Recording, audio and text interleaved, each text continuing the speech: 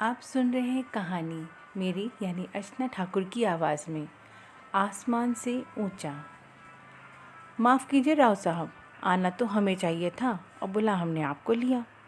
Retired major अपने सामने बैठे अपने बेटे के रिश्ते के लिए आए राव साहब से अपनी तकलीफ़ बयां करते हुए कहते हैं, अब क्या करें, अभी 1 हफ्ते की छुट्टी बची थी पर कल ही रिपोर्ट करने का कॉल आ गया।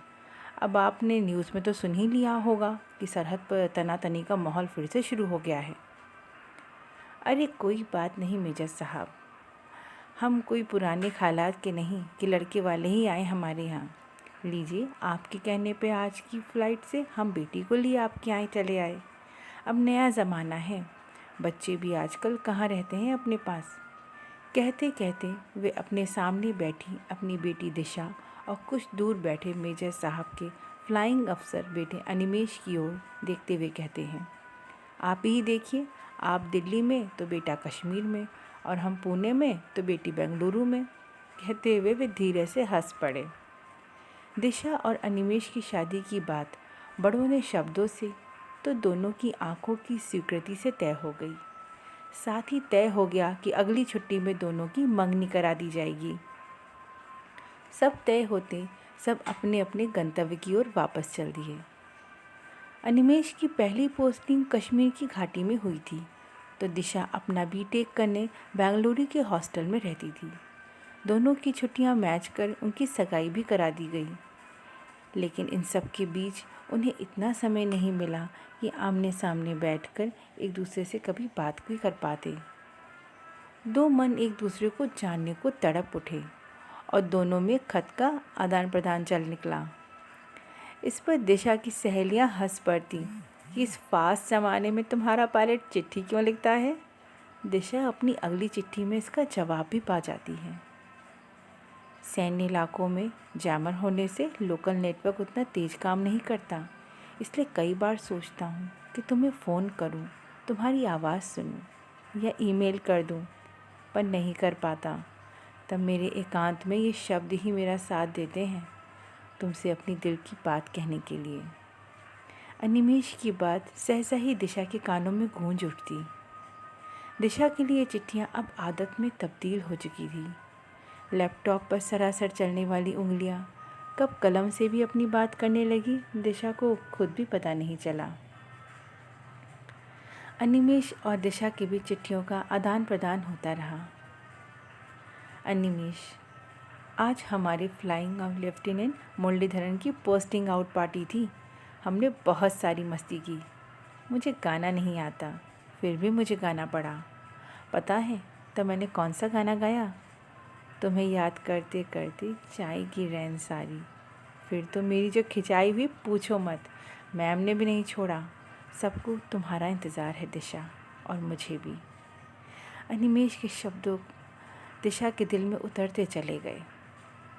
यहाँ पर तुम्हारी चिट्ठी आते सब मेरी सहेलियाँ भी मुझे बड़ा खींचती हैं। तुम्हें तुम्हारे पुरानी फिल्म के हीरो की चिट्ठी बोलती हैं, यही कहती हुई रहती हैं पूरा दिन। पर मुझे सच में इन चिट्ठियों का दिल से इंतज़ार रहता है। दिशा ने अब की बार ये लिख के भेजा। अपनी पढ़ाई की अति व्यस्तता पर भी दिशा अनिमेश को चिट्ठियाँ लिखने का मौका निकाल ही लेती थी। इस बार अनिमेश ने लिखा, यहाँ का माहौल बहुत संशय भरा है, कब क्या होगा कोई नहीं जानता। कल रात बहुत बारिश हुई और हम बारिश की आवाज़ के साथ साथ गोलियों की गड़गड़ाहट की आवाज़ भी सुनते रहे। आज से घाटी में रेड अलर्ट हो गया है। कभी कभी लगता है कि ऐसा क्यों होता है, ज़िंदगी इतनी सस्ती कैसे हो जाती है। पर उसी पल जब एक रिकॉल पर हम रनवे की ओर दौड़ते हुए अपने फ्लाइंग क्राफ्ट की ओर बढ़ते हैं तो उस वर्दी से इश्क सा हो जाता है। प्लेन के पंखे की तेज़ हवा से मेरा सारा डर और संशय एकदम से छू हो जाता है। तब मुझे किसी का भी ख्याल नहीं आता, न बाबा का, न माँ का, और ना ही तुम्हारा।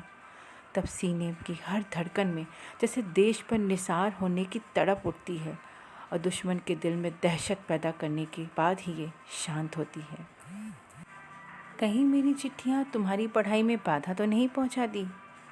पर क्या करूँ, जैसे ही समय मिलता है बस तुम्हारा ही ख्याल मुझे घेर लेता है और तब झट से मैं कागज़ और कलम लेके बैठ जाता हूँ। सॉरी, मैं तुम्हारी हर चिट्ठी का जवाब नहीं दे पाती। मेरा ये 7th सेमेस्टर है, वर्कलोड ज़्यादा हो गया है। यहाँ कैंपस सिलेक्शन भी शुरू हो चुके हैं, तो मुझे ज़रा कम ही समय मिलता है। पर फिर भी मेरी हर खामोशी में तुम्हारा ही नाम होता है। इस पर दिशा ने ये लिख के भेजा। चलो अच्छा है, तुम अपनी पढ़ाई पर ध्यान दो और लाइफ को एंजॉय भी करो। यहाँ पता नहीं कल रात से जो बर्फ़ गिरनी शुरू हुई अभी दोपहर तक भी बंद नहीं हुई है। चारों तरफ बस बर्फ़ ही बर्फ़ है। उफ़, बता नहीं सकता कितना सुहावना लगता है तब यहाँ। पता है, जब चाय पीने में बालकनी में बैठता हूँ तो दूर से बर्फ़ से ढकी पीर पंजाल की पहाड़ियाँ जैसे अपने अगल बगल ही पास ही महसूस करने लगता हूँ। तब मन करता है तुम्हारा हाथ पकड़े मैं इन पहाड़ियों तक दूर तक दौड़ जाऊँ। दिशा आगे नहीं पढ़ पाती। उसकी पक्की सहेली नीता चिट्ठी उसके हाथ में से एकदम से खींच लेती है। ये क्या है, देना। दिशा मनोहार करती उसकी ओर अपना हाथ बढ़ाती है। तुझे इस फौजी से इश्क और अपनी पढ़ाई के सिवा ये भी ख्याल है कि तेरी एक सहेली भी है नीता, उसका भी एक इश्क है अंकित। हम दोनों का एक साथ कैंपस सिलेक्शन हो गया है और हम दोनों को मिलाकर 4 लाख का पैकेज है। कहती हुई मारे खुशी कि दोनों सखियाँ एक दूसरे के गले लग गईं। मुझे छुट्टी मिल गई है। माँ बता रही थी कि तुम्हारा भी लास्ट सेमेस्टर होने से वे इसी छुट्टी में हमारी शादी का सोच रही हैं। तुम्हारा क्या सोचना है? पता है, कल ट्रेनिंग कमांड से कुछ महिला फ्लाइंग अफसर यहाँ आईं तो उन्हें देखकर ऐसा लगा जैसे उनमें से कोई तुम भी हो। अरे कुछ और मत सोचना, बस यूं ही उन्हें वर्दी में शान से चलते देख तुम्हारा ख्याल आ गया। अनिमेश की चिट्ठी पढ़ रही थी दिशा मन ही मन झूम उठी। ये कोई उसका दीवाना है। उसके जहन में उस पल जाने कैसे विचार में अनिमेश और खुद को ओवरऑल में साथ चलते हुए रनवे का चित्र उसके मस्तिष्क में घूम गया। दिशा, कोई चीखती आवाज़ से उसका ध्यान अपने कमरे की ओर भागते नीता की ओर जाता है। वह चौंक कर उसकी ओर देखती है। नीता झट से उसे अपने साथ खींचती हुई मुख्य हॉल की तरफ ले जा रही थी, जहाँ जाने क्यों हॉस्टल की सभी लड़कियाँ भीड़ लगाए खड़ी थीं।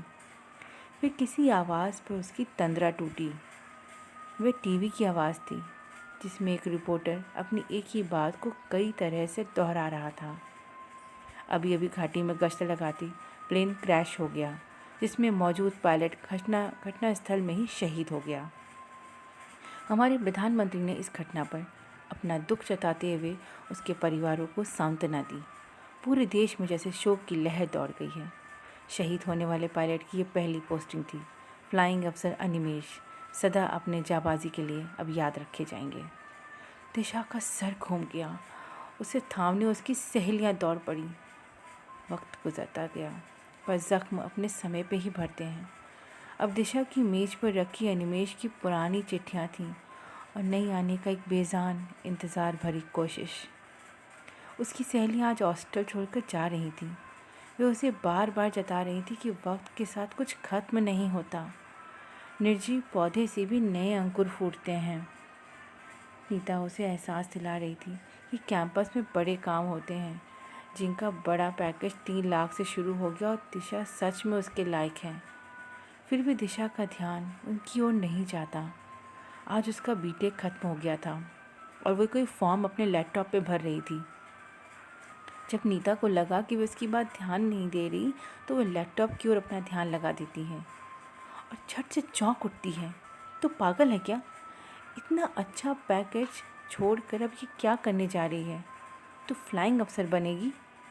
निशा धीरे से मुस्कुराकर उसकी तरफ देखती है, जिसमें नीता से कोई प्रश्न नहीं था, बल्कि उसके ही प्रश्न का उत्तर था। मेज पर रखी अनिमेश की आखिरी चिट्ठी पंखे की हवा में फड़फड़ा कर मानो खुले नीले आकाश में बहुत ऊंचा और ऊंचा उड़ जाना चाहती थी अनिमेश की इच्छाओं के साथ। कहानी समाप्त। धन्यवाद। कहानी पसंद आने पे अपने मित्रों से अवश्य शेयर करें।